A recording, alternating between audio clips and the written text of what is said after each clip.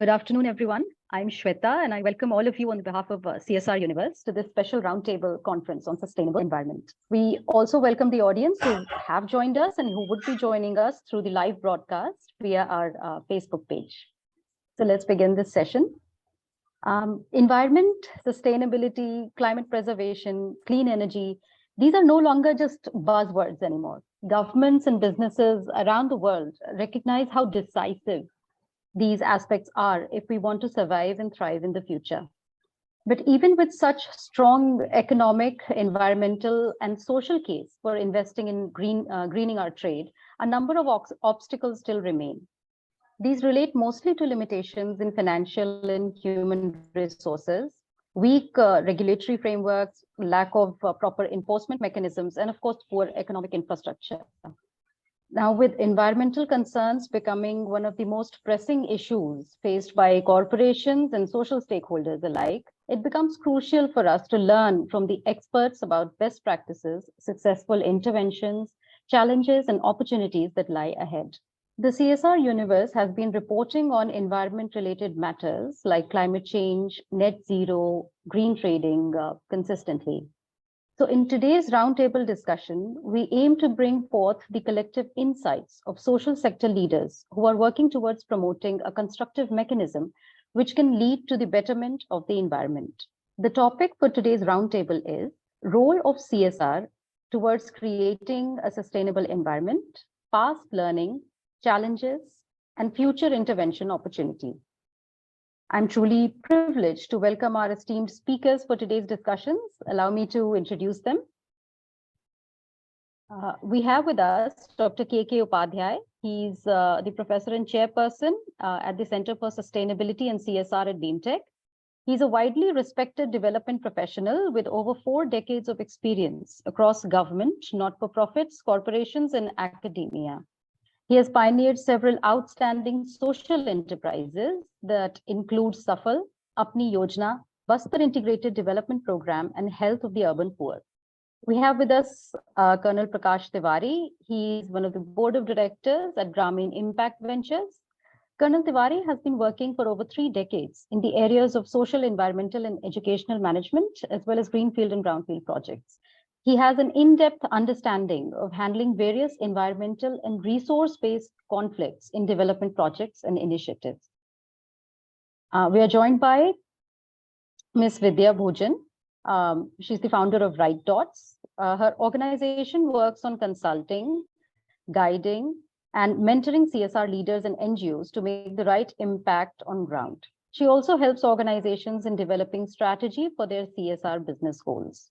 We also have Mr. Amrit Nayak. He's the co-founder of Indra Water Project. He's been working on a decentralized, modular, and electrically driven water treatment solution that aims to save millions of liters of water each year. He recently won the HCL grant for his project as well. And finally, we have Mr. Siddharth Nakai. He's a sustainability consultant for the film industry. He's the founder of Green Advertising and Media Entertainment, and he's working towards fostering a constructive dialogue in the film industry to bring about changes with regards to health, sustainability, and safety on the sets. And we are joined by our special guest, of course, Ms. Pallavi Srivastava. She'll be moderating today's roundtable discussion. Ms. Srivastava is a public policy and sustainable development specialist and analyst. She has over 17 years of experience in writing, editing, and strategic communication, and with specific focus on sustainability, ESG, climate change, biodiversity, and CSR. So without further delay, I'd request Ms. Srivastava to take this session forward. So over to you, Pallavi. Thank you so much, Shweta. Hello, everyone.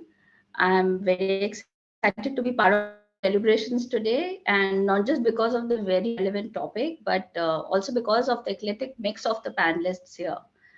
In India, even before the BSR became a mandatory norm, companies through their CSR activities were already creating a more environmentally sustainable future.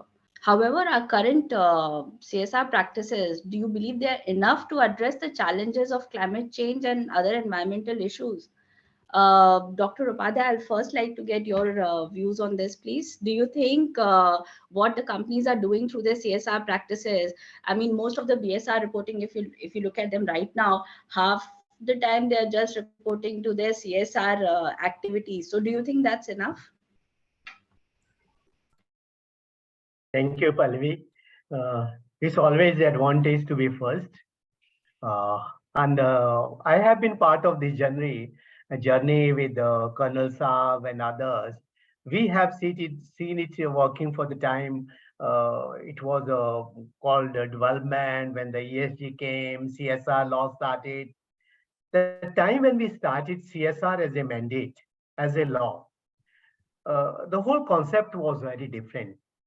We were thinking of a spirit where companies will come forward and they will monitor it. To some extent, a section of the corporates felt that they should impose 2% tax. Then came the whole CSR, and by 2021, it became mandatory, a lot of things. And with time, it's becoming more of a compliance now. It's becoming a tick box type of a thing. Where like when I listen to TV, whenever there's a news about CSR, it's just asking money from CSR for a purpose which has, I don't know what to do with even with the social aspect of the ESG also, or even to that extent, even to the whole development process also.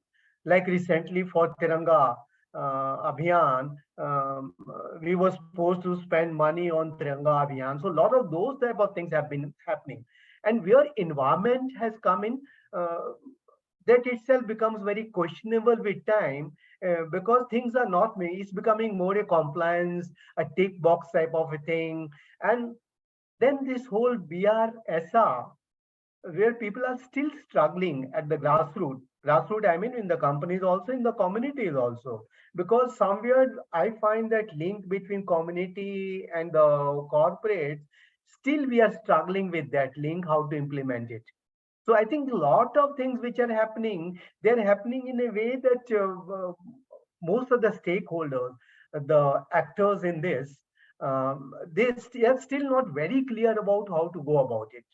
So I think where we started with this spirit, where CSR was supposed to address the social issues and bring in professional expertise from the corporates to a sector which we have a lot of gap in this country and all, lot of areas development is not able to reach those things.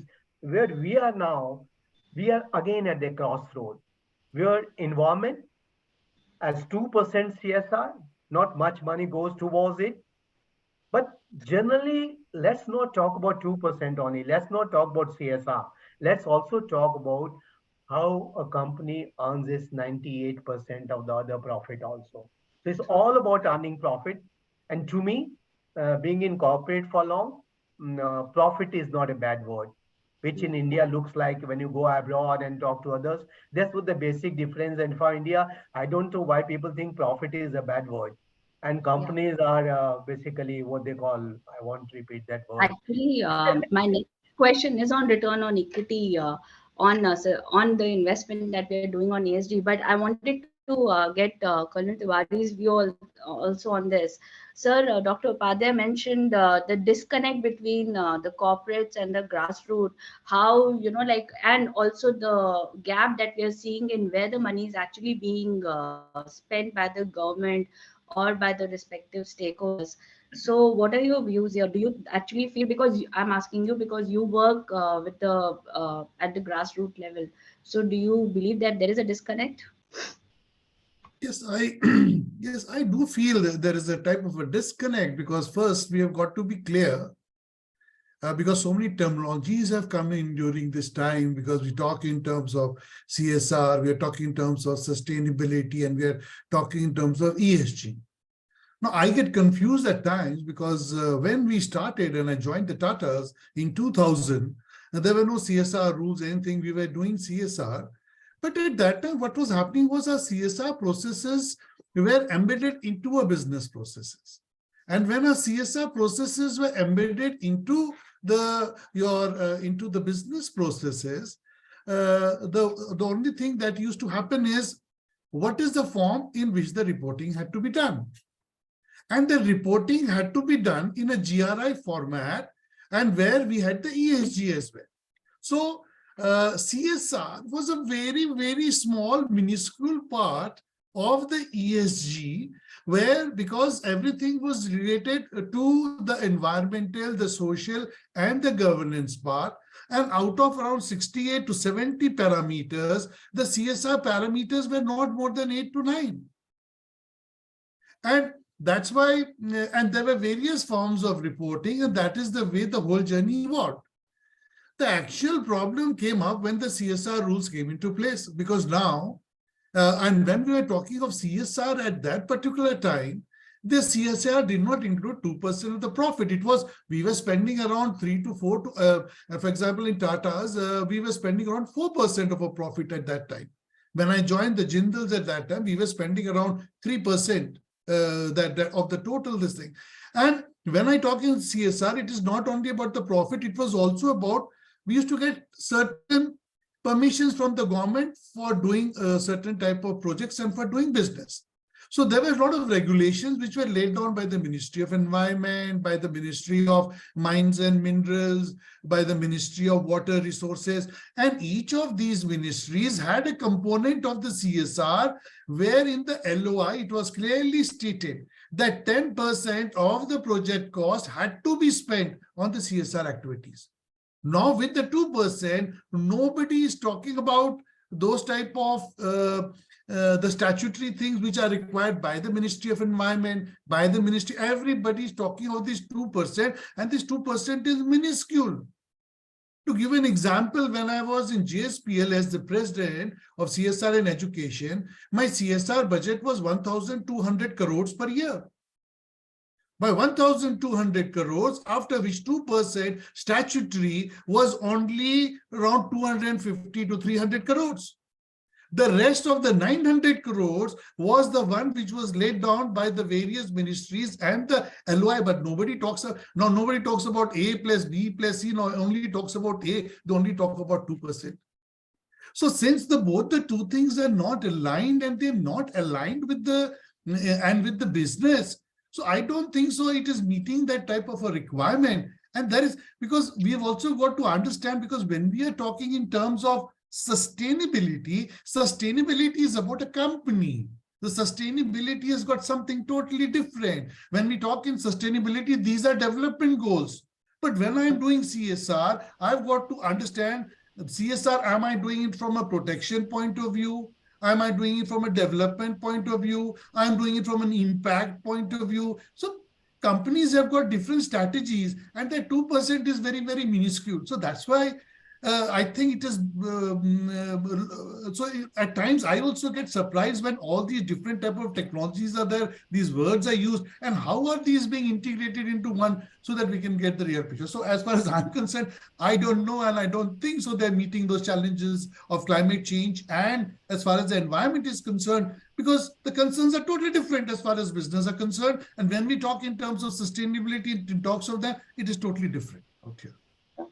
I'd like to welcome Mr. Puneet Katyal. Thank you so Hi, much. I'm sorry for delayed entry. I'm started with something. Yeah. Thank you so much, Tewari. I also believe what you're saying is true. I mean, I actually made a list of how many greens we know now and how many greens we need to teach our children, right from greenwashing, green fishing, green shrinking. I mean, I was just thinking, do I have to teach my child this now under his geopolitical and global studies? So, ma'am, I wanted to get your opinion on this, because you are advising companies, you are advising mentors, sustainability officers. What is your take here? Like, do you believe that there is too much of talk happening and too less action happening here? Because we are getting so confused with the various kinds of reporting, the various kinds of boxes we need to take? Or do you actually see some development, some real work happening?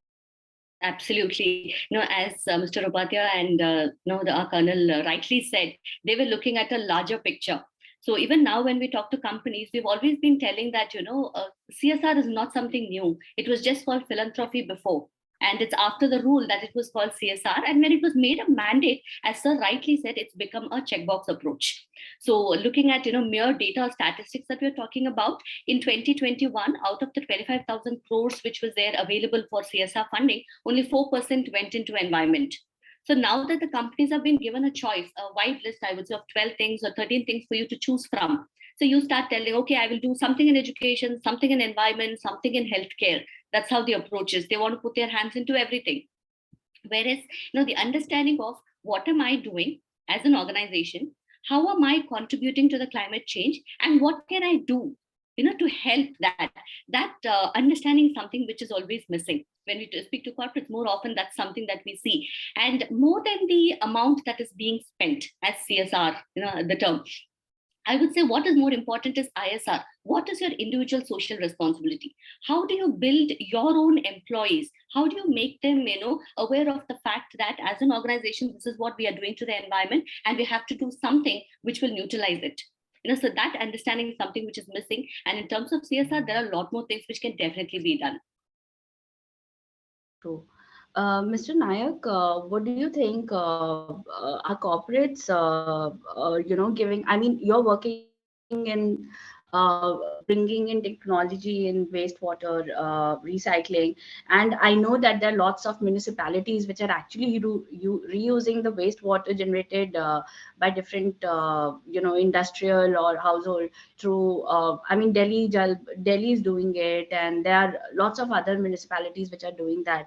But we don't know how much wastewater we are actually generating, and we don't know how much, what are the chemicals and all that. So do you, like ma'am said, is there actually some information that, somewhere where we can get the information, or somewhere where the companies are actually informing their employees that this is the wastewater that we're all generating, introducing this particular product, this particular medicine, and this is where it's being used or not being reused. We are just, giving it back to the environment. First of all, at the outset, I would like to say that if there were information and reliable information available, we would not be in this black hole. So that is the first thing. I completely agree. I respect the comments made by Dr. Upadhyay, Colonel Tewari, and Vidhya, all of them. And in fact, they've covered most of it. The only other perspective I'll add here, because we're working technology, is how quantifiable are these metrics? We talk about CSR activities, we talk about investments being made, but we never really focus on the actual impact metrics, the KPIs, and whether these KPIs are even replicable in different surroundings. We are working in wastewater, we have built a technology, and we're treating water and trying to recover it at the point of source, giving people back. But we know that the wastewater generated by different people, all of this water is very different in nature. So the problem statements are different, the requirements are different, the chemicals are different. So how can we use the same set of KPIs to quantify whether we did a good job or not? We might be telling that we consumed, let's say, 5 units of electricity to treat 1,000 liters of water. Now, is 5 units of electricity with a bakery effluent, how do you compare that 5 units of electricity with a pharmaceutical effluent when the pollutant load is at least 100 or 1,000 times more? So there is a serious lack of standardization in the country. In many other places across the globe. So the data that needs to be collected, we need to be comparing apple to apple for us to be making sense of where the money is actually going, whether this money is even making any impact. We can say that we have impacted 1,000 people's lives, or we saved this much of energy. But have we created a process, or have we created a solution that can be replicated across multiple scenarios? I don't think so. And that's the real problem out here. And this quantification is only possible if we learn to standardize our metrics. So either we quantify the pollutant load and make people pay for the pollutant load. In India, everybody pays only for the volumes of wastewater they generate. So a person generating 100 liters of textile wastewater or laundry effluent would be paying the same amount of money as a person generating 100 liters of pharmaceutical wastewater. That's not fair. He has to spend a lot more money to treat that wastewater. And if I'm going to even take CSR money and go to deploy it in a particular site, I cannot compare the impact that I've had deploying it, let's say, at a slum or at a rural environment with what I'm getting by deploying it in a commercial setting. So these are very different things, and I think we need to understand that better. True. Mr. Nakai, Mr. Nayak talked about standardization. So for your particular industry, I wanted to find out, is there anything that's happening? I mean, we talk about companies, movies with, blockbuster movies earning so many crores in revenues and all, but we never find out exactly how much of our environment is, getting destroyed when we make all these blockbuster movies, when they are moving locations, like every few days. So, in fact, I wanted to refer to the Oscar Awards, which was trying to be sustainable in terms of the entire decor, in terms of the, the clothes that they wore. They tried to recycle as much as possible. So, do you think the Indian film industry would actually adhere to any such guideline if such a guideline is made? Because we are one of the most polluting media industries.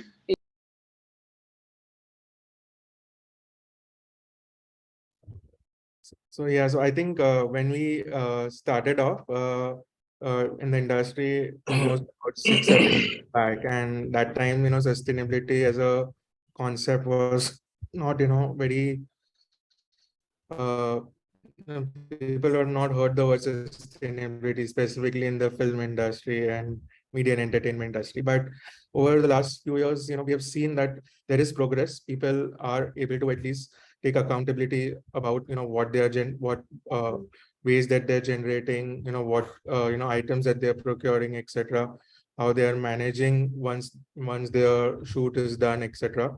So people are taking ownership, but as you said, there are no laws or rules which compel them to do this. There is no the shows that we work in that we ensure that we are measuring the carbon footprint of the show. We are measuring wherever we are going, whichever city we are shooting in, we are ensuring that we have zero waste to landfill. We identify recycling facilities, but not all productions or not all studios have that thought process at the start. But I see that there is a change that is happening. People are consciously being more aware about their surroundings, etc. But I would say still there's a long way to go, specifically for the film and entertainment industry.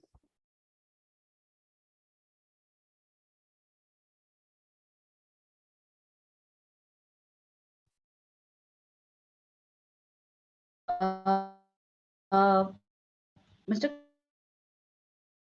Katyal, Mr. Nayak offsetting, he talked about carbon footprints. The race among countries to become carbon neutral. In fact, carbon offsetting is a big focus area for many companies. Yeah. So, how do we ensure this is happening ethically? See, first of all, I mean, I can talk about UK coal mine, but I don't want to go there. I mean, they are making a carbon mine and all. So I don't want to go there. But how do we ensure that at least the Indian companies are doing it ethically? There are two aspects to it, Pallavi. One is the CSR component of it, and second is the carbon offset aspect of it. So both have to go hand in hand. So while we are doing good for the society, we have to make sure that we are doing good for the environment. Number one. Number two, all of this is not something which is related to your question, but I would like to respond to Colonel Prakash Tewari, because he was mentioning that earlier there used to be a 10% mandate for CSR spending, etc. But if we look at the statistics, how much of that 10% was actually being spent? Have we tried to analyze that? What was the kind of ecosystem which was there? Was there any infrastructure in place? Was there any framework in place? Was it being monitored? Now, 10 years back, you would appreciate that nobody used to talk about sports as a means of CSR to enhance psychological well-being. Today, corporates are talking about these new themes which were never being talked about.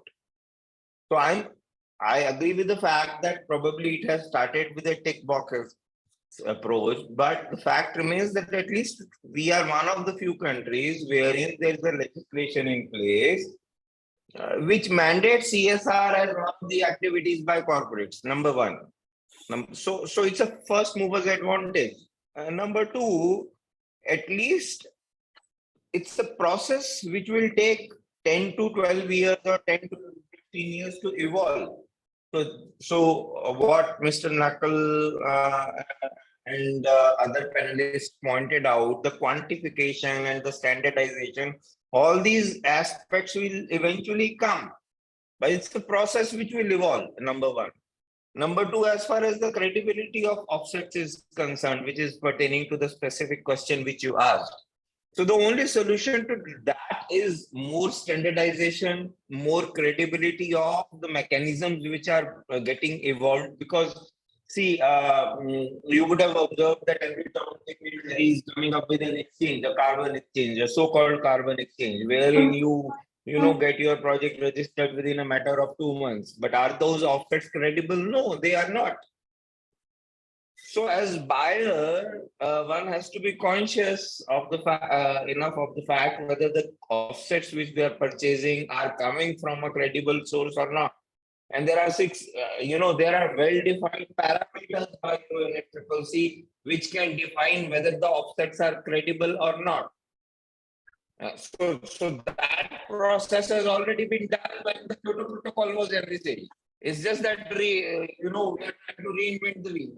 The fact whether the offsets are credible or not has already been defined by UNFCCC in the Constitution of Kyoto Protocol. So it's just that we have to go back to the basics and try to evolve mechanisms which are credible, which adhere to those ethics, which adhere to those norms, and come out with offsets which are measurable, quantifiable, and which are verifiable. So this is the only way we can do that. And that I mean, as I reiterated, I mean, that has already been done. It's just that we have to go back to the basics. So we are trying to come out with new and fancy terminologies like black blockchain and this and that, while forgetting about the basics from where we started. We are talking of new exchanges coming up with high-tech technology, etc. But then there's no traceability of those offsets. So while we adhere, while we adopt new technology, while we adopt new electronic ecosystem, we have to be mindful of the fact that the credibility, the basics of the fact, whether the offsets are credible or not, the rules of the game remain the same.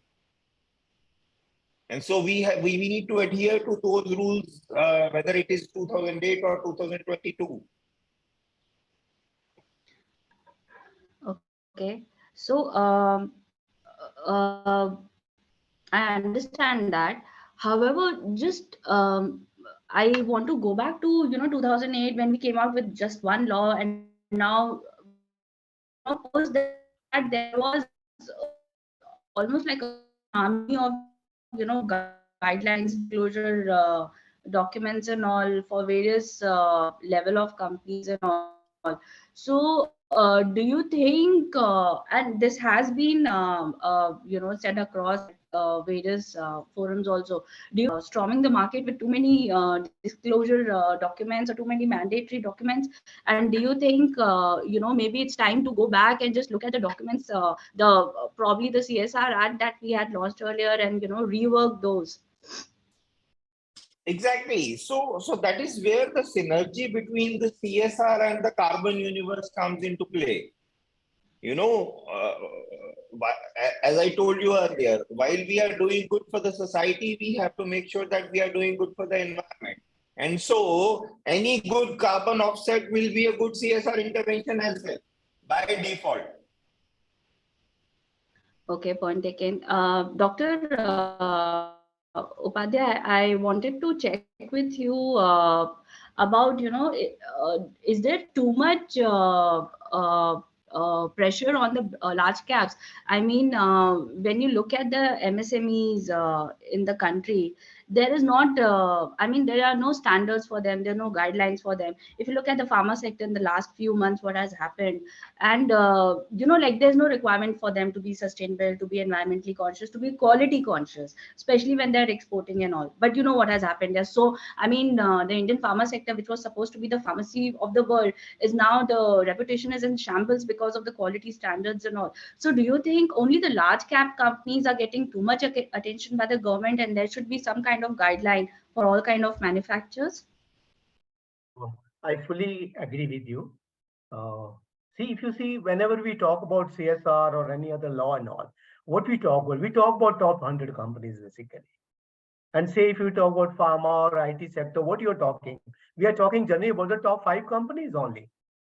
Like here also you heard name of Tata's and all that comes everywhere.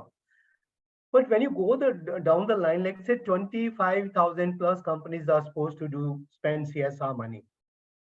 And most of information about it, just we always talk about 100, or even say if a CSR box will also do a study, they will maximum cover 300 companies. So we are not going beyond that. And another thing is also there's no reports available as such, like what's really happening at the ground.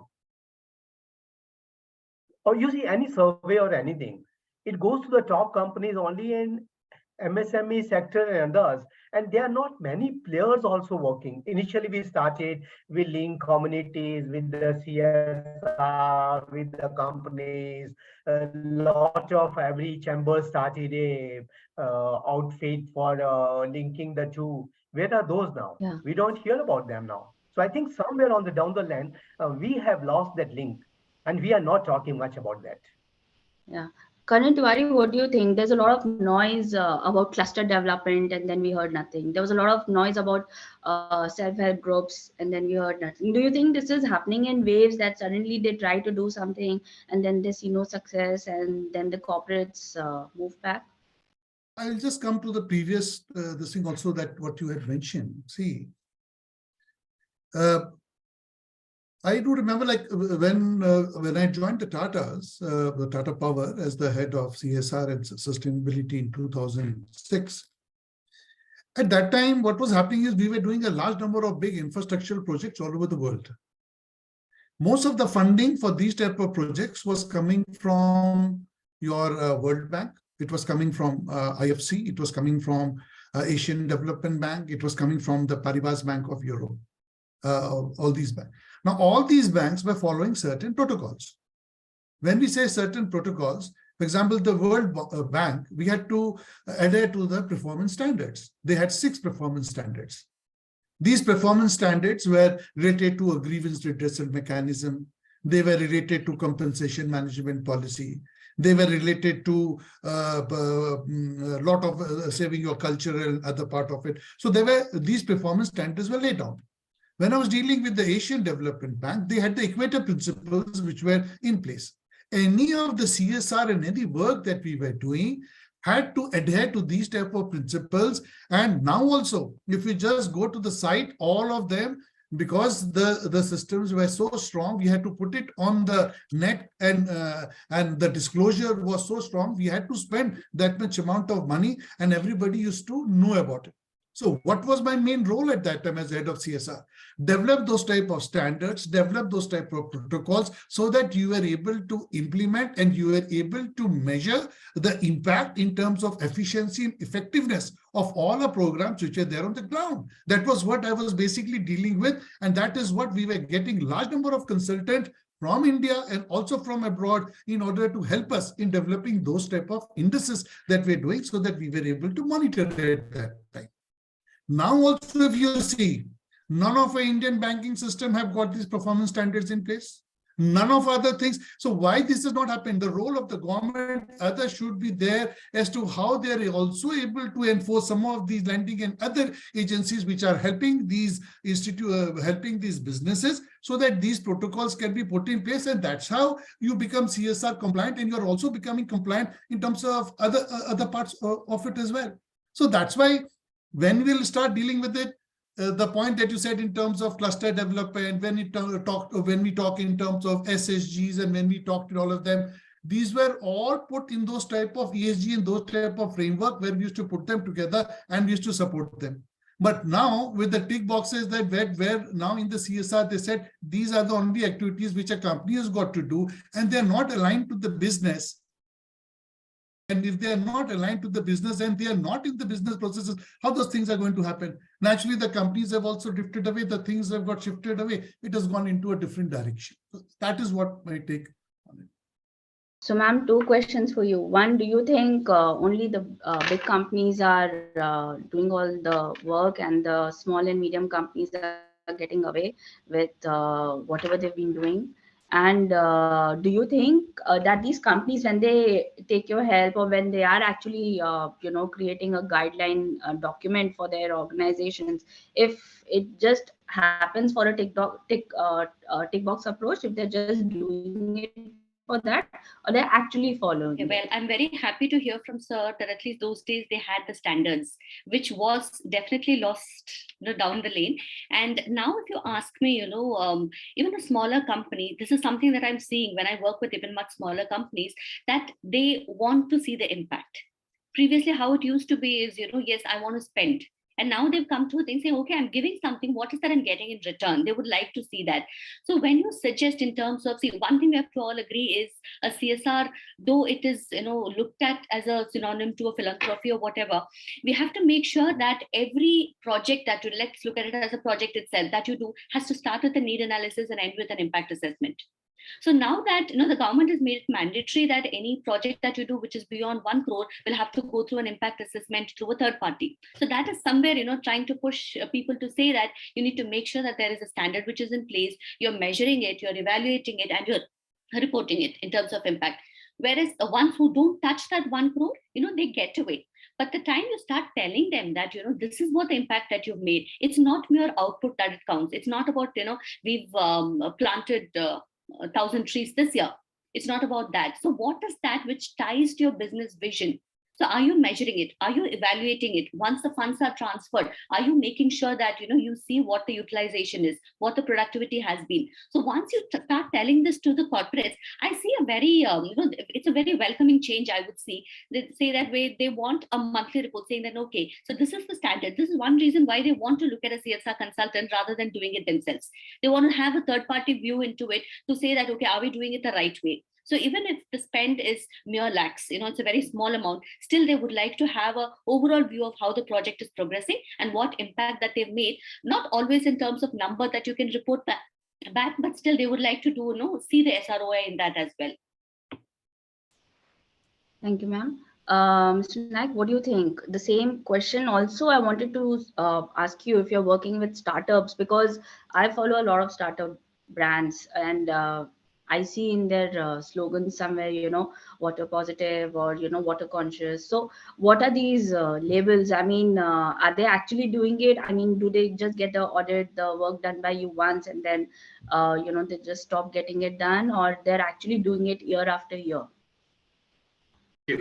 So there are two parts to this. One is when you're talking about a startup and we're talking about a startup engaging with a larger entity, as rightly pointed out earlier, business interests must align because it's going to be a sustainable activity which has to contribute to growth and even unlock potential in areas. Now, for example, if a bank, in fact, we are working with ICICI Bank on this, if they were to measure the CSR footprint and they want to do something good out there, and Indra wants to make an impact, then Indra would explore something like a mobile STP, which can go to the hundreds of buildings in a city, which do not have the potential to have STPs because they just don't have the space. Now there, you're not only unlocking a different business potential, but you're also giving an option to, recover and reuse your water at the source to these people and also help them save money in the process. So I would consider that to be an ideal example of how things can be done. And there are a lot of startups who can do this, provided business interests align. Because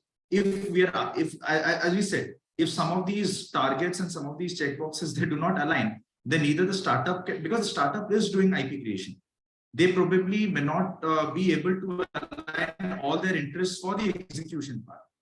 So that's where the synergy needs to come in. And my understanding is always about that.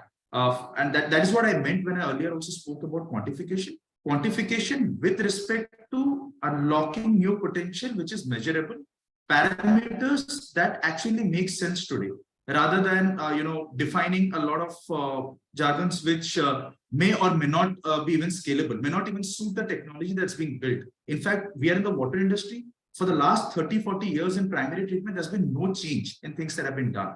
And that's what has led us to this point. So if we are effecting a change with respect to technology, we also need to look at how it can be implemented, whether it is even possible. I don't think all the solutions are out there at the very moment, but we are in fact, all of us are. So a necessary time frame must be given, and even the KPIs that are being put out there, they must be, they must fit into this time frame that, okay, today I'm able to measure these 4 things. With these metrics, am I able to improve this product, make a bigger impact, and make it more viable for people to use the solution?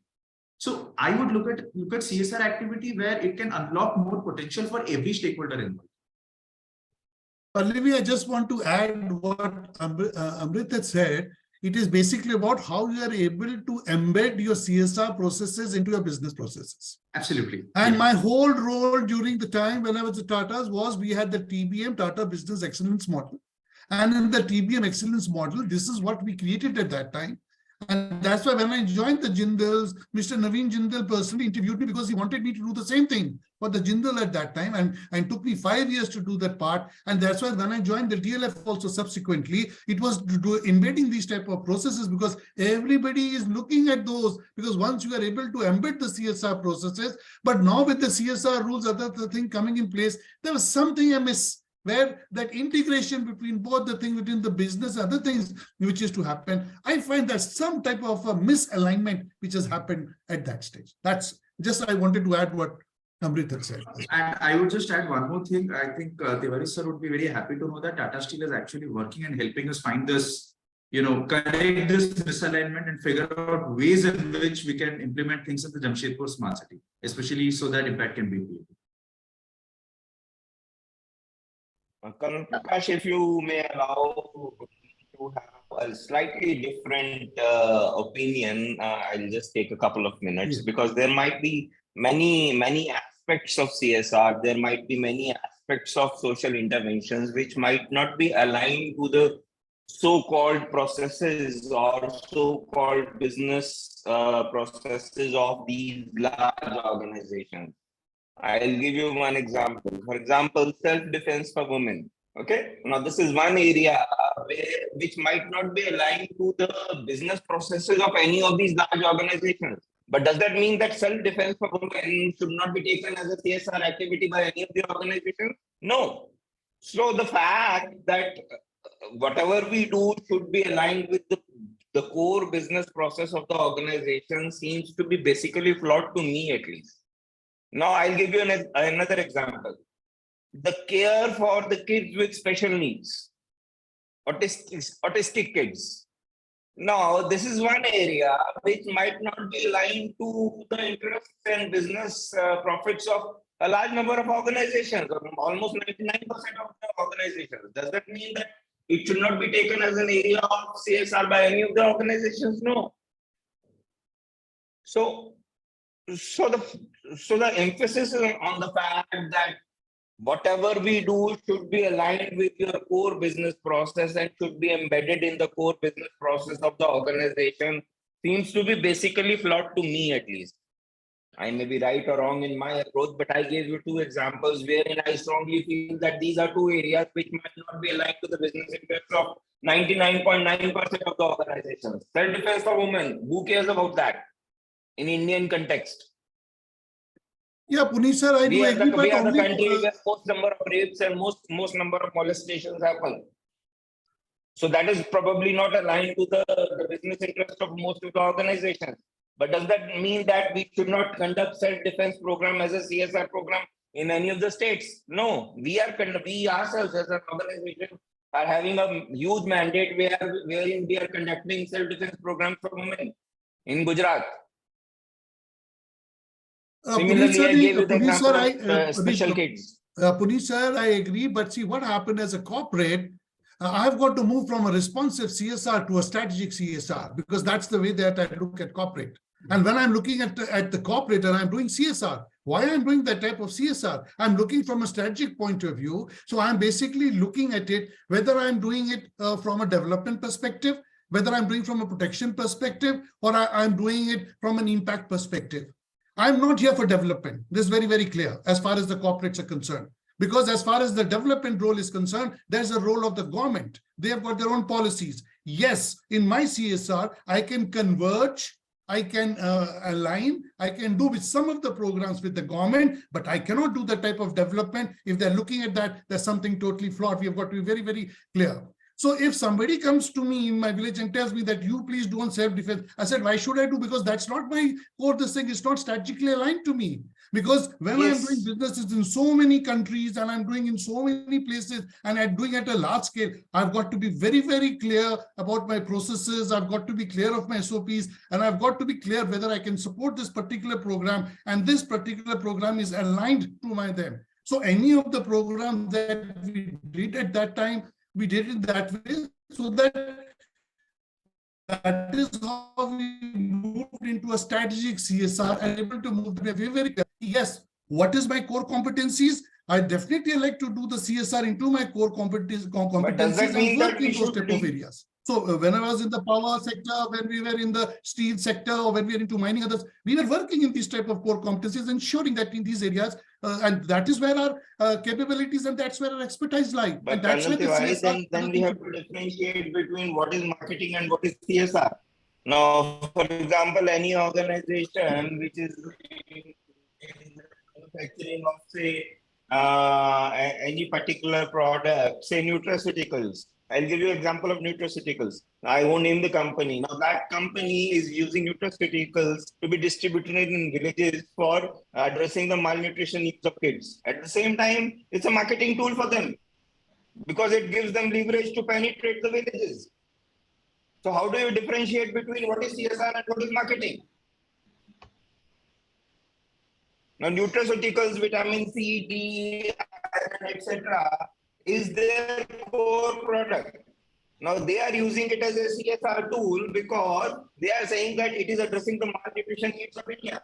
At the same time, it is providing them a marketing platform to penetrate the villages of India, which otherwise they might not be in a position to do. So how do we make sure that there's no duplication between marketing and CSR? That is my first question. My second question is that even if we keep on insisting on aligning between the business processes and the core CSR ideology, then do we leave these vacuum areas as such, which are probably the more dire needs of the society as compared to some of the other areas? So we need to have a little more balanced approach rather than emphasizing only on integrating the process and the CSR. That is what I'm trying to highlight. Dr. Upadhyay, please. I would like to bring in one more aspect to it. See, generally, I have worked a lot with the Aditya Birla Group. In Aditya Birla Group, we have a foundation. And we cover about 2,000 villages in country, and say around a plant in Rajasthan, we cover about 200 villages. So we basically go for a very different process for it. It's linking, because what CSR for us at that group level was, it was a license to operate. A license to operate in the communities where we work. So we do go through a process which is a need-based. We do a need assessment, strategize, discuss with the community, tell them this is the money I'm going to spend this year. Then with them, I prioritize. Then what Puneet is saying, those things may also come in there. But at the time, I give you about another, what you call a type of a observation which I have. Now see what is happening in CSR in typical. The basic idea was, let's work with NGOs because they are the people who are connected to the community and they know the community the best. What is happening now? 44% of the companies are working through their foundations. 46% money is directly being spent by the companies. Why? Because there has been a trust gap also. See, understand, being myself in a corporate, I understand two things. First thing is, like say dropout girls, we want you to work with them, but as a CSR person, they find it difficult at the reporting level. Ultimately, what you have done practically. That's why till now, things are changing now very fast. Till now, most of the CSR money was being spent on infrastructure because you can see it. That's visible. Yeah. So two things I observed. First thing, let me just finish. First thing, most of the money, about 46% being spent by companies directly, 10% through them, and about 40% through their foundations. Coming years is going to increase. Second thing is, Sure. what companies are looking, they're looking for link with the community. Community is a priority here for most of them. Thank you. Sure. So I want to bring back the discussion to stakeholder management, and why I'm talking about this is because I wanted to ask the question regarding return on equity. Like, your investor is also your stakeholder, and a lot of companies give importance to them. So for them, return on equity on whatever they're investing in terms of your CSR, or in terms of your ESG, or in terms of your sustainability. So one is that. So are we looking, more and more companies are now going to consultancies, trying to find out what is the return on equity. At the same time, here on this forum today, we are talking about looking at addressing the challenges of the stakeholders, the communities around these firms, these organizations, be it rural communities, be it educating the girl child. So do you think enough balance is being made by companies for both this particular stakeholder group, when we talk about investors and we talk about communities? Can we get everyone's take on this, starting with Mr. Nayak, please, and then Mr. Upadhyay, and then Mr. Tewari, and then Mr. Katyal, and then Mr. Nakai, and then Bhojan, so Ma'am Bhojan, so that everyone gets a chance this time, please. Yeah. So I would say that it's a very tricky question, because aligning interests when you're looking, so for a startup, let's say they're growing, and you're looking at a CSR initiative based with a lot of impact, you can only focus on one or two things. You are at a point in you're at a particular juncture where you can focus and excel at one particular thing or two particular things. And the activity that you're planning out, or the execution that you're having on the field, also needs to be scalable enough, because most of the investors we are looking at are like VCs. And it has to be a VC scalable model for any investor balance to be maintained. So that gap always exists. I will go on to say that that gap will remain continuously. So this particular statement actually comes in when a company has reached a critical mass, where they're able to look at multiple problem statements, returns for investors, and most of the time at that point the investments are very project specific. So I would say that this balance needs a certain amount of traction on field and a certain amount of community exposure, before which, prior to that, it really doesn't make sense. Because even now, even if I talk about hundreds of things that we might be doing to improve people's lives, ultimately it will be measured with only, the metrics that can be used to define it are only 2 or 3. So they will always be misaligned with respect to other things. So that would be my take. I would like to bring in 2 more points. First thing is what CSR law has done practically, which I feel a difference, which was before and after now. First thing, it has become a board issue. Now it's being discussed at the board level. Which second thing, what has happened is, since reporting, now you have to fill BRSR from 1st April now. So a lot of reporting has to be done. So whether you like it or you don't like it, you are forced to report now.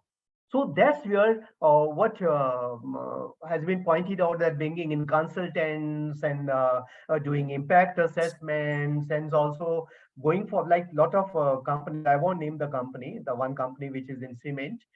They talk about water as a SROI. No, what they call now impact assessment. There's not much difference between the two. They report that every rupee they spend, they create a value of 9 rupees. And this is what they talk about, their campaign as such for the community. So I think things have changed for better. Coming to the board level, and going to the community, things are improving a lot. And that's a very positive aspect of the law. Over to you, Colonel sir. See, as far as we're concerned in the CSR, main thing, our role in most of these companies was only at the level of policy and strategic making. We were not into that part of our implementation. For all the implementation, we had different agencies. That's why when I started with my journey with the Tatas, each of the Tata companies has got its own NGO. It's got its own foundation, each company, besides the Tata Sons and all the other thing that we have got, because most of the execution used to happen through them. So our role at that particular time when was in terms of strategizing, the first point that you say is how do I basically segment my communities? So segmentation of the communities was also very, very important as to how do you differentiate the communities which are near my project, communities which are in a distance of 50 kilometers, communities which are beyond those areas or where I've got future business interest. Keeping with them, each and every one, like for example, communities which are near my project, 5 kilometers, I always looked at it from a protection point of view, because naturally I had to, we were getting those type of investment from World Bank and others, giving us around 45,000 crores money coming to us for the project. They are basically looking at saving as to how are they going to invest in the amount of money that they were putting out there. So I had to look at the company from a protection point of view. I was also looking from investment point of view and also from an environmental point of view. And those used to be main type of a concern. The community was also a main type of concern within 5 kilometers. Beyond that, that's why we created foundations, and it was a foundation to work out there. So that is the way a type of a strategy, a type of an overall plan, other things was made. Now, what has basically happened, because the way I saw the whole CSR and the Gambit moving, over a period of time, these foundations also were working in coordination with the NGOs. But now with the CSR and other rules have come up, most of these foundations have now taken upon themselves these roles only, and they've also got into the type of an execution and that type of a role as well. So that's why at some place I find that NGOs, others have been left behind. They've also not been included, where now the corporates have taken something onto them as well. Otherwise, we were that is the way some of the work, because one of the things that we learned in CSR, anything that a corporate has to do it directly, and it has to do in connivance with the community.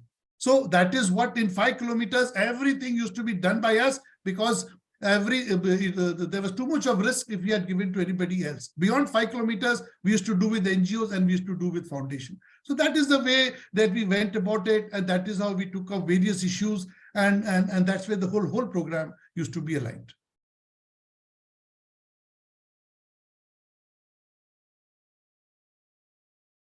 May I? Yeah. Okay, so first of all, I would like to echo the sentiment expressed by Mr. Upadhyay that after the implementation of this CSR legislation, it has become a topic of debate at least. Earlier, it was never being discussed. Now it has become a topic which is a part of your business decision process. It is being discussed in boardrooms at the topmost level, number one.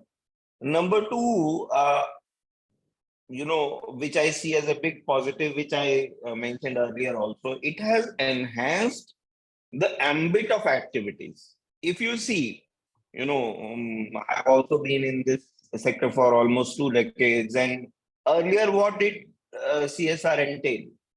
Maybe donating a health van to some hospital, maybe, having a small nursing home somewhere, maybe giving a check to some NGO for execution of some Anganwadi related program, etc. So the scope of activities was very narrow. Now people are looking beyond this checkbook philanthropy. People are looking beyond the so-called conventional areas of CSR, which are more need-based, which the society needs on priority at this point of time. So this is a change which at least I have witnessed over the past 4 to 5 years, wherein the thematic areas have been broadened and the whole discussion, the whole platform has become much more holistic and much more broad-based. So that is the positive takeaway I take away. I borrow from this. And of course, I appreciate and I understand that it is a process, as I mentioned earlier. There's no precedent because India is one of the initial countries to have this kind of legislation. So it will take at least 15, 20 years to evolve, but eventually we'll have a much more robust infrastructure wherein things are much more concrete and much more transparent. I just want to add one more point with Puneet said, sir. Puneet sir, I reiterated a point what Upadhyay and you also said, but I just want to add one thing. It also depends on the companies. For example, I'll tell you, as a CSR head, when I was with the Tata or any of this company, what is the level at which the CSR is placed? For me as the head, I was not into execution. I was not doing those type of programs. I was basically, we were only 3 people. We used to be the head of the CSR, the head of the business operation, and the head of the business development. All 3 of us, anywhere, I was looking after Asia, Africa, Middle East, and Australia. Any of the projects coming up in these continents, they used to not get the go-ahead till the time all 3 of us had given the clearance. Because I used to look at from a social impact, I used to look at from an environmental impact, I used to look at from them, the business development used to look from that part. So that was the strategic level at which the CSR was positioned. Because it was positioned at that time, because just to give an example, when we got the funding from the World Bank, 1% of the funding of the World Bank had to go for CSR. It's a huge amount. When I say when we got any of the projects on the power that we did in the East, any places, if it was 12,000 crores, 10% of that money only from the mines had to be spent over a period of 10 years on CSR. The Ministry of Environment, when you add up all of them, you will be surprised with the type of the CSR money which has got to be spent and how much got to be spent. Nobody's talking about this. We are only talking of 2% now. So I said that is what we have got to start looking at that part. No, sir. Ma'am, do you think the CSO role is better defined now? And also your views, please. See, all the people who spoke, they were talking about in a very strategy point of view. I'll just give you one example, which is at a very, very grassroots level from the project that we are currently doing, which will probably answer a few questions that, or touch upon few points that we already spoke about. A simple project saying that, a corporate coming up saying we would like to do a whole school transformation of a school, which is in a rural area. It's a very small Panchayat Union middle school, and they're talking about transforming the school. So the first thing, again, saying that implementation is the key. As sir rightly said, not many CSR leaders are getting into execution or implementation part of it. So when they are tying up with the right NGO who has a very good knowledge about that particular area, there is a wonderful transformation that happens. Because in this particular school project, what happened is the NGO was very well aware about the needs of that place, that entire panchayat or the rural area. They're very clear about what it's all about. In spite of it, we went ahead and did a baseline study to understand what is the need. So the first thing which comes to my mind is the infrastructure, which everybody does. Apart from infrastructure, we were looking at different aspects, the different pillars where what is that a holistic development of a student? How is this going to help the parents and the teachers and then the community? So when we have a plan like this, a baseline study like this, like Mr. Puneet said about touching upon the special kids, the needs of special kids.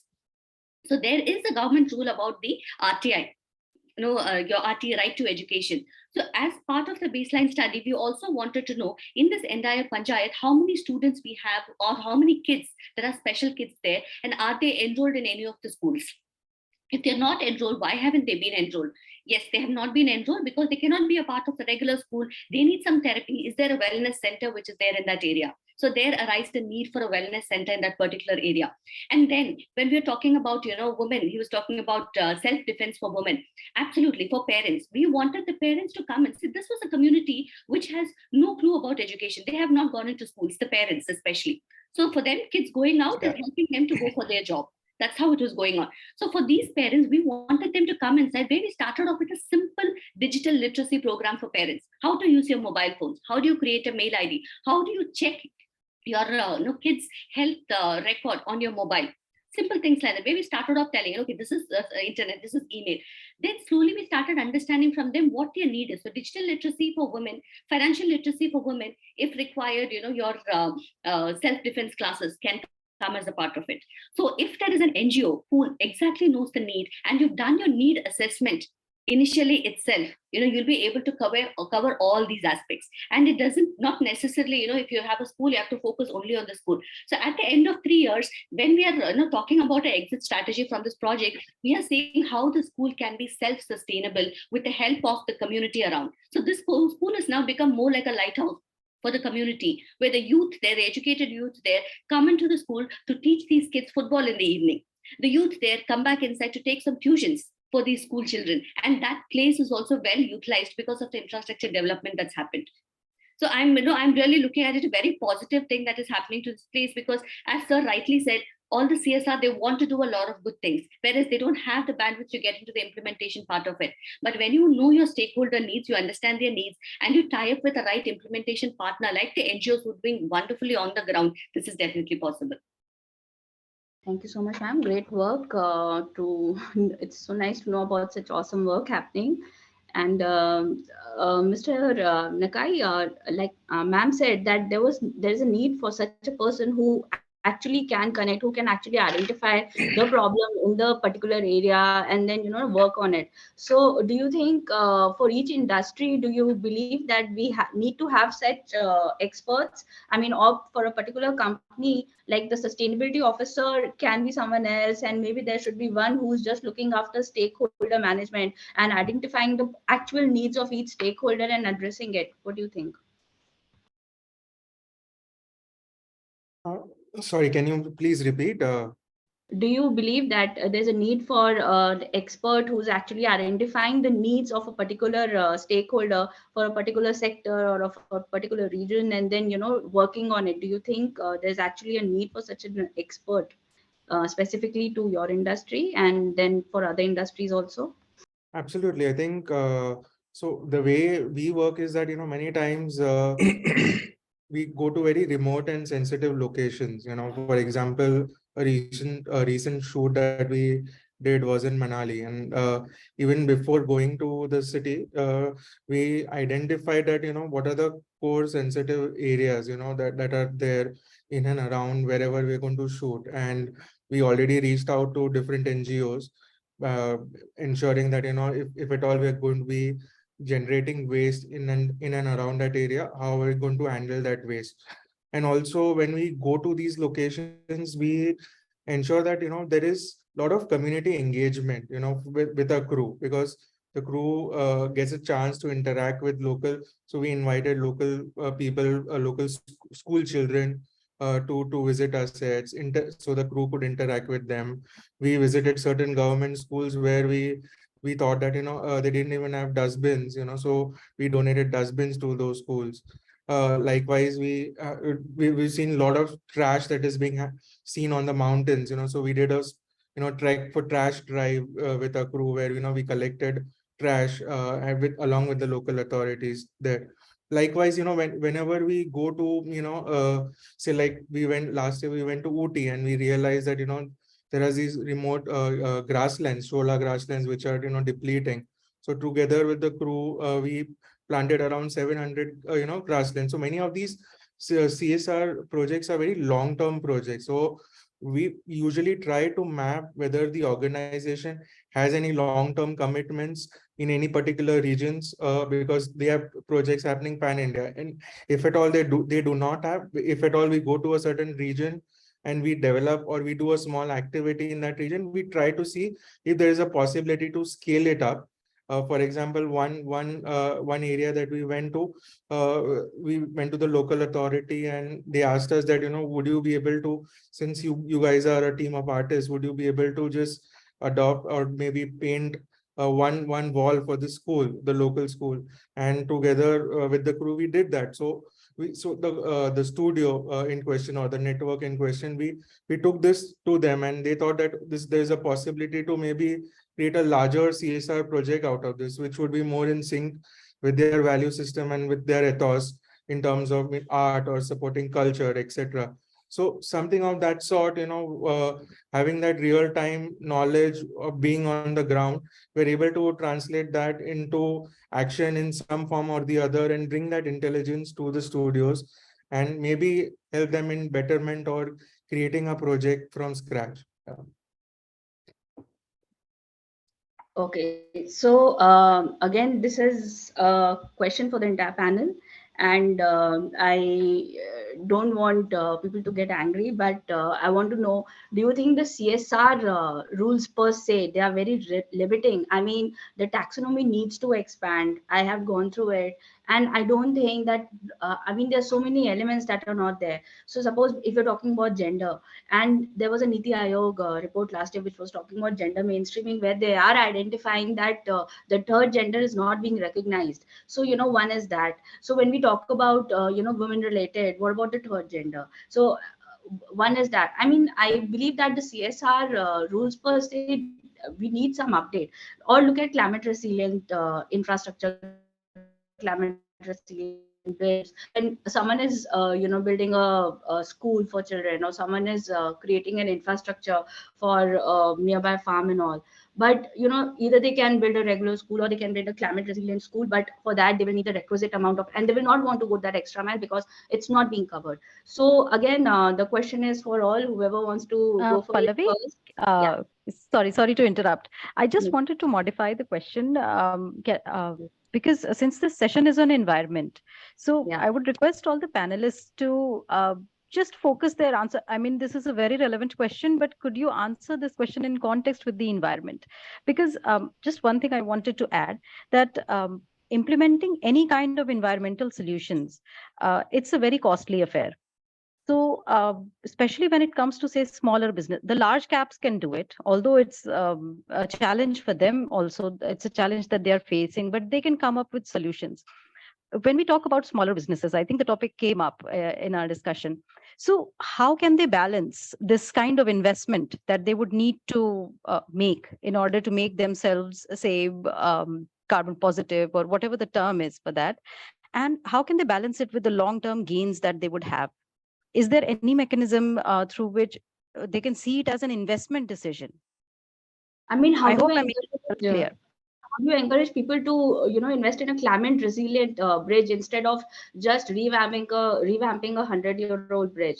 So that was my question. If a company is actually investing in it, then how do you encourage to make it, like more climate friendly, more climate resilient? No, So my question was that why, adding to what Colonel Tewari had said, that for a business, at yeah, some point it has to make business sense. CSR is one thing. I think Puneet sir also said this, that CSR is one thing, and making environment friendly decisions, making environmentally exactly. conscious decisions, conducting an environmentally sustainable business is a different thing.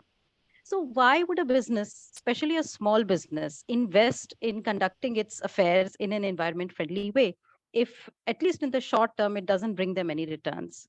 If we can answer this question, I think we would be able to solve a lot of issues. Yeah, Yes. Okay, everyone has an answer. Can we go one by one? Can we start with the Dr. Upadhyay, and from there Sure. we can take, yeah. Thanks a lot. Two things, very quick bullet points. First Yeah. thing is, whole ecosystem is changing. With sustainable development goals at the UN level and Niti Aayog leading them, reporting being mandated, government aligning its program, say Haryana budget is made according to that. There's one thing which is changing the whole environment as such, the whole ecosystem as such. So there's a push towards environment and our future as such. Second thing is there has been a major change towards for-profit enterprises, which was not there earlier. Like, see the social stock exchange now. There, it's not necessary to get CSR money now to be a not-for-profit only.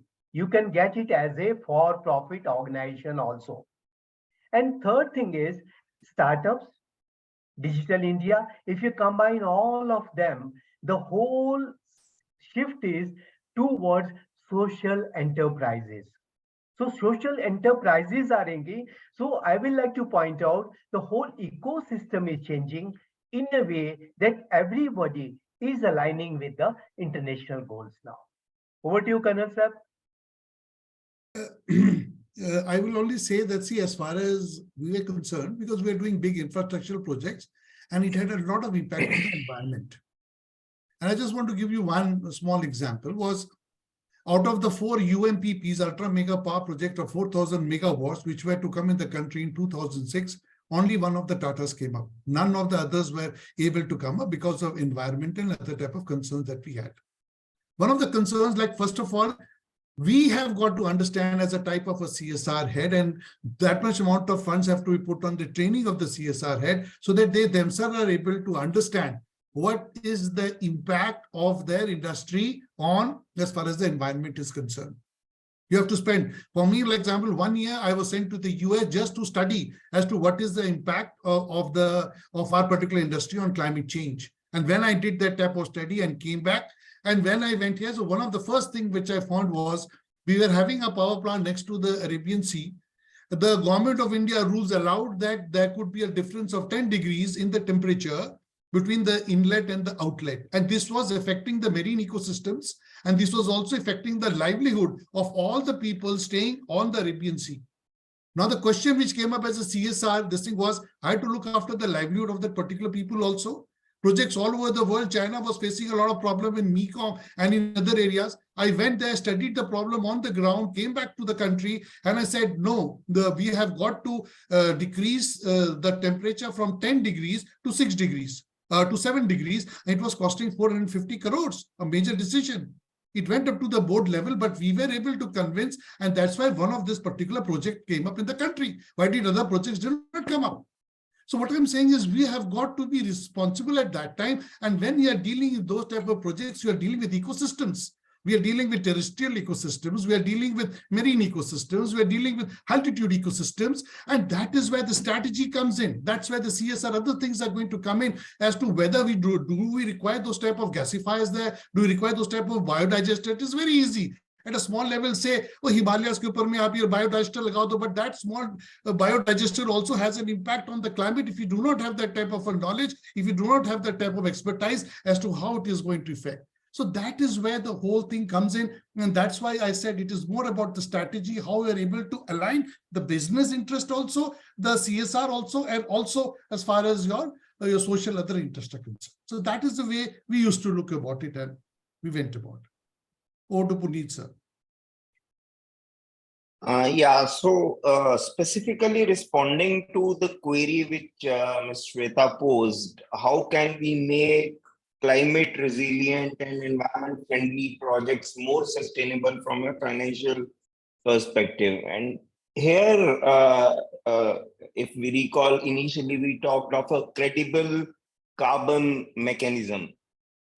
So if we can move towards a carbon regime, which is driven by a credible agency like UNFCCC or some other credible global agency, and the offsets which we generate are proven to be credible, transparent, generated from a particular source, etc., then as an investor, I would know that if I invest in a sewage treatment plant, which is otherwise financially unviable, but once I commission the plant and one offset, I will be in a position to sell at $10, it makes financial sense to me. So if we move to a regime which is more credible from a carbon perspective, all these so-called carbon resilient projects or the environment friendly projects, all the projects, but a large set of these projects the entire financial dynamics of these projects would change. I mean, that is the essence of additionality. While we were talking of additionality, when the Kyoto Protocol was envisaged, that you have to prove, you have to demonstrate that wind power projects otherwise are financially unviable, but if you put in carbon money, they become viable, right?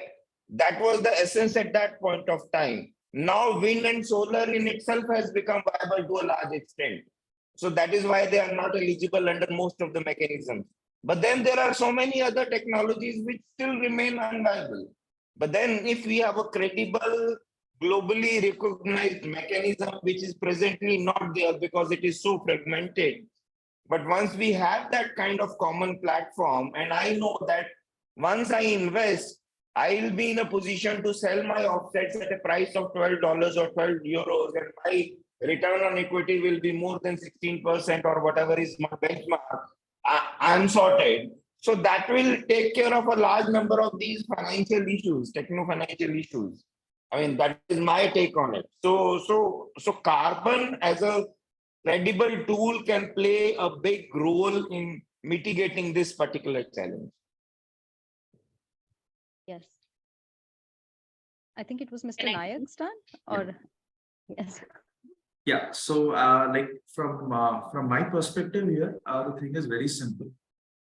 For us to be able to make an impact, for us, we tell a simple thing. We want to make more clean water available, which is, and then accessible and then affordable.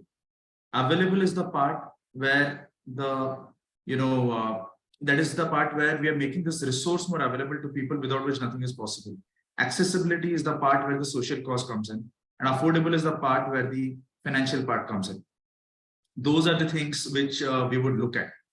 Having said that, we generally, when we have treated water, like we have treated over 75 crore liters of water, and in the process, almost 3,000 tons of harmful chemicals have been eliminated. These would have found their way into the food chain. It would have affected people's health. More than 2,000 tons of solid waste generated from wastewater treatment plants in this 75 crore liters of water has been removed. And 500 tons of greenhouse gases. These are actual measurable quantities. So yes, when we are working on, we picked up a problem statement of water. And when you're solving water, these are the metrics. And do the financials align with it? Yes. Now, if somebody like a hotel is today putting up and treating about 2 lakh liters of water per day, their payback can be in as little as just 10 months with these assets. And that's unheard of in the water industry. And an investor who is going to even purchase these assets and rent it out in a service model for, let's say, selling water, they can make a 5th-year IRR of more than 25-30%. So that's the range we are talking about. So traditionally, when we have spoken about water, these numbers would not have made sense. Today, they're making sense because technology has allowed us to get to this point. And our impact is going to be this way, where you're playing to the social cause, you're making the resource more available, you're making it financially viable, not just for the off-taker, but also for the investor. And that is the way we would look at, bridging this gap. And I think this is possible not just with water. This is possible going forward with food. This is possible going forward with mobility. This is possible with energy storage. And we are actually seeing this happen all across. This solar revolution happened in our country starting from 2010 and 12. And we finally saw prices of solar, energy from solar drop to below 3 rupees per unit, and which made it even cheaper than coal for a period of time. And I do agree with Puneet sir here when he talks about carbon credits. That is definitely a good mechanism in which we can encourage technologies to come forward and make them more viable at least. That gives them a lifeline to at least showcase and prove their impact, which can be measured across, all these metrics. Yeah. I just want to add one thing to Amrit. What he said was, my whole scope during the thing was, when I look at CSR, my thing is, how do I make the CSR also into business model? I'm very, very being clear about it. Absolutely. And being how you create those type of business models, all the water ATMs that we created all along the Gulf of Kutch, when we did the thing, we got Tata projects into it. We got the projects there, gave it to the community, and they ran it like a business. For me, there was nothing as CSR. It was run it like a business, do it. We opened for the communities in Guj and their handicrafts and others. We promoted through the through the Tata hotels, everything that we had. And now we've got 2 companies of these villages in London. This is the way I used to look at CSR. For me, CSR was, I used to take it as philanthropic. Right from 2006, create business models. Right from when we created these, when I'm talking in terms of your businesses, we humne jo Tata Business Support Services, that also came as a part of CSR and became such a big business conglomerate. How do you create those type of social businesses? That is the one which is going to change the face. And that is the way that we've got to look about it. And that's why you require people like Amrit and others whom we are able to give to them, put those things and put it into a business model with the communities. So I definitely agree with you when you say that, because ultimately any activity, any act of good or the social impact you're creating, if it is not economically feasible, it's not going to be scalable. And we want to be doing it over a period of 20 years, 30 years, 40 years. because it's not a one-shot thing that you implement one plant or you implement one solution and then after that we could not scale it. It doesn't help anyone.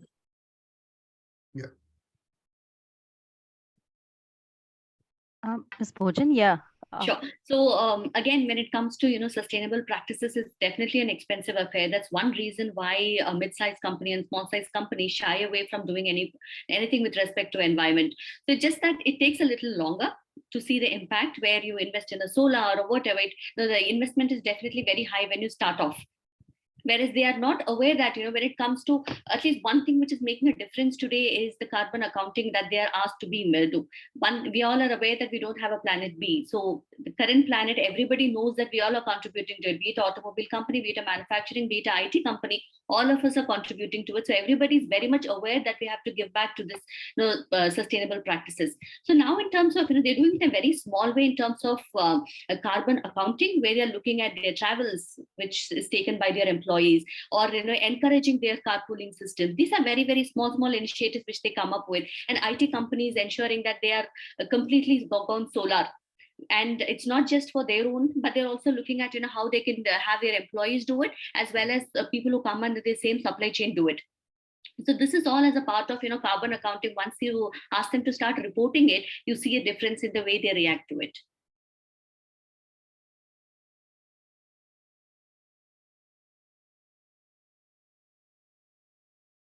Siddharth, would just like to, yeah. Sure. I think I agree with most of the panelists, and what I would like to add here is that when it comes to media and entertainment industry, when we at least started doing carbon accounting on few of the shows or different categories of show, whether it's a television or a OTT based show, we realized that energy is one of the main key critical areas that from source of emission. So usually when it comes to energy, it's usually generators, that the large film crews use, and the number of generators, the vanity vans, etc., huge in numbers. So as of now, there have been solutions that people are trying to work out in the West, where people are exploring electrical generators, etc. But still, it's way too far and beyond. So I think there is a collaborative culture that is required within the Indian ecosystem, where different networks come together, because investments of this nature are huge. So until and unless there is 4 or 5 studios come together and say, okay, let's together invest in some new technology and see where it goes, and if you're able to crack it in that manner, and then I think it would be betterment for the entire industry. Yeah.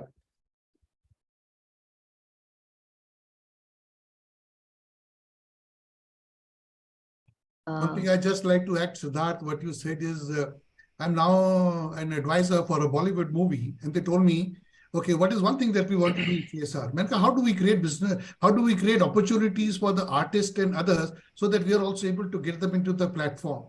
So now what we have done along with them, we have now created a platform जिसके ऊपर में all the folk and other artists of the countries have come together. Now the distributors and the directors don't have to go anywhere personally. On this directory, on this itself, they will be able to get access of all the folk and other things of the country, and they are able to do it. So that's why I said, for me, मैं CSR को business की तरह से ही देखता हूँ, और देखता हूँ किस तरीके से you are able to put it into business and create those type of livelihood and other opportunities and make it sustainable. That's what we are doing with the film industry now. That's what we are doing now. Nice.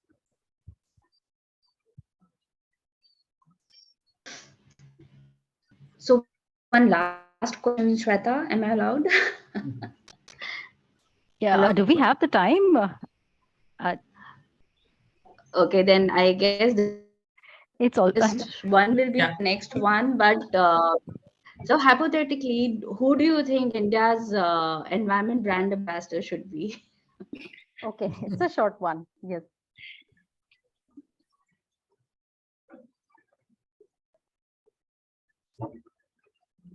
Anyone?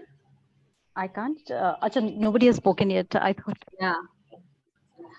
If you have to nominate one environment brand ambassador for India.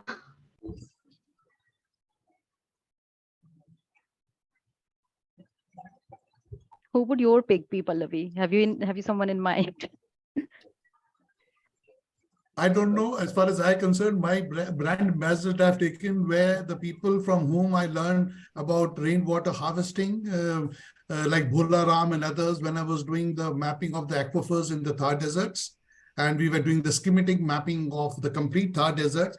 And these people on the ground, when I was there with these people from IIT Roorkee, and I had people from hydrological department. I had the top people I was sitting on the board of Coca-Cola, and we went there and we wanted to do this. But humko puri knowledge jo di na, where we say ground knowledge and combined with the scientific knowledge was given by Bholaram, was given by them. Just to give you a small example, went to Kerala. Kerala ke upar mein, there was so much about drought. And the person who gave us a solution for doing the solution was a person who was 4th class pass, and he is the one who told us about Surangam. If you talk in terms of Ladakh, where we did particular projects on the high altitude mountain system, and we changed the complete thing, it was not, there was another person, he's the one who made artificial glaciers. I'm not talking of Wangchuk. Before Wangchuk, there was another person, he's a junior engineer. So we promoted him, we gave him funding, and that's how the whole ecology of the Ladakh and other thing changed. I find these are the people, the brand ambassadors, who are at the grassroots level, who are able to understand those type of sustainable practices that they've been doing. And I met so many of them all over the world and all over in India, lots of them. And the wonderful people, not very much educated, but those who have worked on the ground and know the nuances on the ground.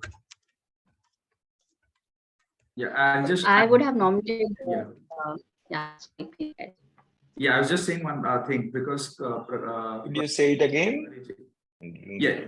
No. Could you say it again, Pallavi? Pallavi, yeah, we didn't hear you. No, I was just saying I was going to nominate Ramveer Tanwar, the Pond Man of India. Okay. Yeah. Sure. Yeah. No, from Colonel Tewari, one thing that came to my mind, one of our operators, Aziz, he joined us when we were very nascent as an organization, just 2-3 people. He collected the award from the Jal Shakti Ministry for us. So he operates our sewage treatment plants, but he's just a 10th class pass out. But he went to the ministry and collected the award for us. So for us, I think I agree with him because they know much more about the ground level and give us feedback than we ever realize, and their importance is most of the time understated. I just want to mention the name. His name is Sonam Wangchuk, which I was talking of Leh, and you just have to Google and find about him. We gave him an award, we supported him, and he's the one who brought about a turnaround in the whole ecosystem there. Sonam We Wangchuk. all know about him, sir. Yeah. Thanks to Mr. Bachchan also. So he came on the show a few times. Sonam ka dusra hai. This is the other Sonam. It's not that other, that's artificial based one. He's another person. We will. Yeah, we will. Okay. Shweta, any more questions from your side? No, I think we're very close to, I think it's already 5 o'clock, so I won't add any more questions. Is there any last closing remarks anyone would like to make before we wrap up the session? Just one point from the CSR point of view. See, we all were talking about the kind of the CSR policy which has to be enhanced. There is a long way to go and all that. But I would say at least it doesn't tell you what you should not be doing. So there is a lot of scope where you are very, you get more creative, you get more innovative. You can do a lot of things under just that one umbrella called CSR. So, it's a blessing in disguise, I would say. It at least doesn't tell you that don't do this, just focus only on this. It doesn't tell you that. So it's a very huge umbrella where you have a very free hand to work upon. Yeah, and this is something which I would like to echo because I emphasized this during our last discussion also. So all these fancy jargons and fancy terminologies, whether it is ESG or carbon offsets or social interventions, innovative social interventions, etc., have to be seen holistically. So what we have done probably partially wrong is to compartmentalize them. CSR is one compartment and ESG is one compartment and sustainability is another compartment. And that is where we have partially gone wrong. So because at the end of the day, there is one universe. And if we look at them in a synergistically cohesive way is probably something which would lead to much more holistic, long-term sustainable solutions rather than looking at a compartmentalized approach. That is what I wanted to mention. I would only say business and development, both of them have got to go together. Business has an effect on environment. Environment also has an effect on the business as well. So how the best that you are able to balance between the two, and then you are able to bring and you are able to understand those type of nuances. Because frankly speaking, most of the people also I met, it's very, very difficult to understand the impact and also to understand the long-term impacts that are there. So you keep learning by your mistakes, you keep learning on the process, and you also keep learning by talking to each other. I think that is the only way that we will be able to bring in, and the main thing, exchange of knowledge. The more you are able to talk to one another, more able to do, more than reading books and others, it's more about experiential learning that I've done on the ground. And I'll tell you, most of the environment which I learned when we are doing this particular project, when we used to do the EIA of the projects which we did, we had SN Power of Norway. The head of the SN Power of Norway, I asked him one day when he was telling me about environment, what is your qualification? He said, sir, I have done MA in history. So he says, how come you have become the CEO and you are doing the environmental impact assessment of such a large particular project that we are doing? He says, no, it is all through experience, and it is through so many years that I've learned on the ground. So these were some of the people whom I have learned. They were from a different field, but then you require to get into that type of a mindset. You require to get into that part, and then you're able to learn from them. And over a time with this experience, these people have large amount of knowledge and they are able to do that. That's why I said people working at the grassroots level, taking the inputs from them others helps quite a bit and helps us in mitigating the risks as well. I would say I would like to go to the SDG goal 17 partnership. I think the time has come when we all start working together, narrow down these differences between ESG, sustainability, sustainable development, CSR, BRSR, and all, understand them in order to achieve SDGs and leave no one behind. Thanks. I'll just say a simple sentence where I would say, let's quantify, let's simplify, let's act, and let's involve. I'll just leave it. I'll leave everyone with those thoughts.